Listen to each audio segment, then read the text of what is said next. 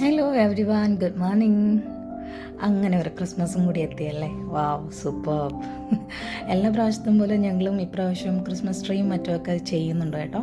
സാധാരണ ഹസ്ബൻഡ് മോനും കൂടിയാണ് ഇതൊക്കെ ചെയ്യാറ്. പക്ഷേ ഇപ്പം ഹസ്ബൻഡ് സ്ഥലത്തില്ല, അതുകൊണ്ട് ഞാനും അപ്പവും കൂടി എല്ലാം കൂടിയൊക്കെ എടുത്ത് വെച്ചിട്ടുണ്ട്. അപ്പൂനൊട്ടും സുഖമില്ല, നല്ല പനിയാണ്. എന്നിട്ട് എന്നെ ഹെൽപ്പ് ചെയ്യാമെന്നും പറഞ്ഞു കൂടെ കൂടിയിട്ടുണ്ട്.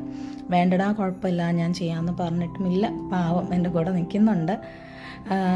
എങ്ങനെയാണ് നിങ്ങളുടെയൊക്കെ വീട്ടിൽ ക്രിസ്മസ് ഒരുക്കങ്ങളൊക്കെ തുടങ്ങിയോ? എല്ലാവരും ഉണ്ണീശനെ വെൽക്കം ചെയ്യാനുള്ള തയ്യാറെടുപ്പൊക്കെ ആയോ?